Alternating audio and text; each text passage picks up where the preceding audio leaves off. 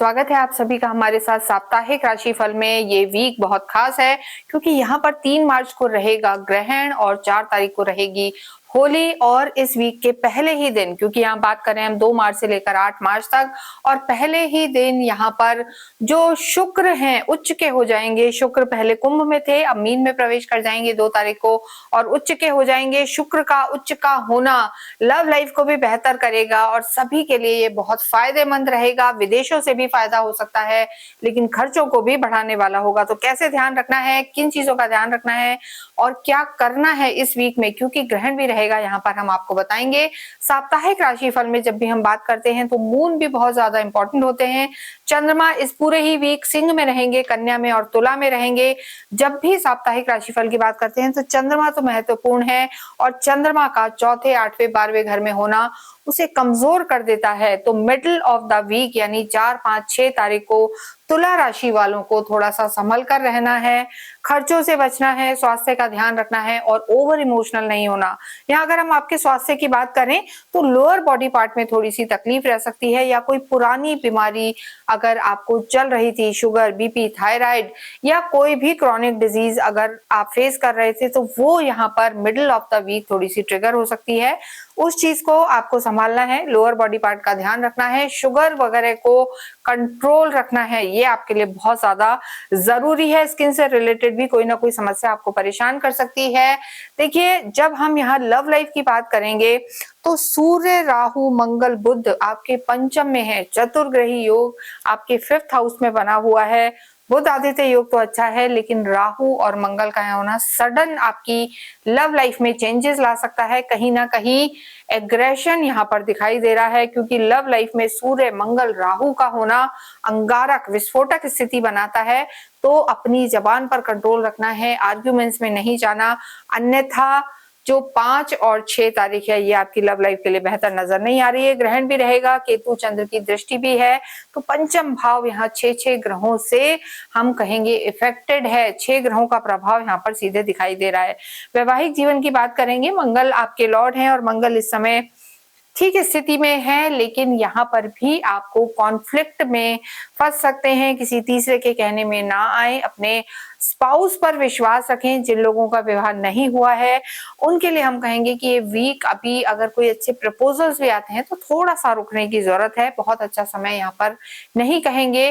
और गुस्से पर तुला राशि को यहाँ पर कंट्रोल करने की जरूरत है, अन्यथा पारिवारिक रिश्ते हो, वैवाहिक जीवन हो, लव लाइफ हो, स्पेशली पिता से आपको अपने संबंधों को सुधार कर चलना है। बच्चों से भी बहुत ज्यादा डांट कर उनको नहीं बोलना, नहीं तो 5th हाउस जो है हाईली एक्टिव है, यही लव लाइफ का भी घर है, यही विद्या का है, यही संतान का है। तो यहाँ पर आपको तालमेल बिठाने की जरूरत है। कार्य क्षेत्र की स्थिति बहुत बेहतर बनी हुई है, हालांकि चंद्रमा यहाँ के लॉर्ड हैं। मिडिल ऑफ द वीक में आपको पैसे के लेन देन से बचना है, लेकिन आप किसी भी रूप में सरकारी क्षेत्र से रिलेटेड कोई कार्य करते हैं, लाइजनिंग का काम है, सरकारी क्षेत्र में काम करते हैं, या आप किसी भी रूप में टीचिंग में हैं, तो यहाँ पर आपको लाभ हो सकता है। विदेशों से भी लाभ के योग बने हुए हैं, क्योंकि शुक्र जो उच्च के होकर आपके 6ठे घर में बैठे हैं, ये यहाँ पर आपकी स्किल्स को बहुत डेवलप करेंगे। अगर आप क्रिएटिव फील्ड में हैं तो तुला राशि वालों के लिए समय बहुत अच्छा है। बाहर जाके कोई कार्य करना चाहते हैं, ट्राई कर रहे थे, विदेशों में जाना चाहते हैं, तो ये आपको यहाँ पर सफलता दिलाएगा। लेकिन मिडिल ऑफ द वीक में आपको खर्चों से बचना है, और स्किल डेवलपमेंट पर अगर आप ध्यान देते हैं, 4 से जुड़े हुए हैं, ट्रेनिंग्स हैं, अपग्रेड खुद को करते हैं, तो ये वीक आपको सफलता निश्चित दिलाने वाला होगा। लेकिन पैसे के लेन देन से रुका हुआ पैसा या पैसे को निकलवाना या नए किसी वेंचर में पैसा लगाना इस वीक में बहुत ज्यादा अच्छे लाभ देता हुआ नजर नहीं आ रहा है।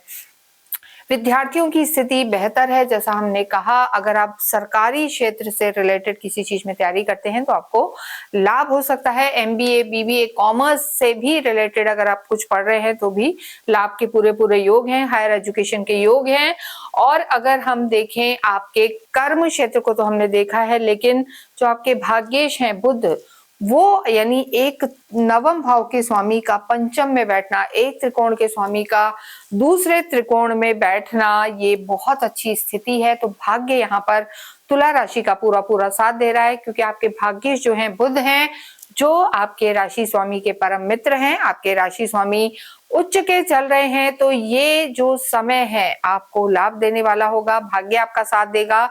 लेकिन यहाँ पर आपको अपने खर्चों को कंट्रोल करने की बहुत बहुत जरूरत है। और जो देखिए धर्म और अध्यात्म के प्लैनेट है गुरु, वो आपके नवम भाव में रहकर आपकी बुद्धि को धार्मिक करेंगे और आपके पुनर्जन्मों के पूर्व जन्मों के किए हुए लाभ यहाँ पर आपको देके जाएंगे। तो ये स्थिति आपके लिए बेहतर है। ग्रहण रहेगा, इसलिए ग्रहण के बाद 3 तारीख की शाम को आप अवश्य सफेद चीजों का दान करें। दूध, दही, चीनी, चावल या सफेद कपड़ों का दान करें, सफेद तिलों का दान करें। असहाय लोगों को आप कुछ ना कुछ पढ़ने से रिलेटेड चीजें बांट सकते हैं या वस्त्र दान कर सकते हैं, गौशाला में दान करें। जितना हो शिव पार्वती की आराधना करें, अर्धनारीश्वर रूप शिव और पार्वती की आप आराधना करें, ओम नमः शिवाय का जप करें, अपनी कुल देवी की आराधना करें, इससे आपको काफी लाभ होगा। इसके साथ ही इस वीडियो को हम यहीं समाप्त करते हैं। लेकिन मिडिल ऑफ द वीक जब चंद्रमा कमजोर है, 5 और 6 तारीख को आपको विशेष ध्यान रखना है। और कमेंट बॉक्स में आप अवश्य ही ओम शुभ शुक्राय नमः लिखें। Thank you.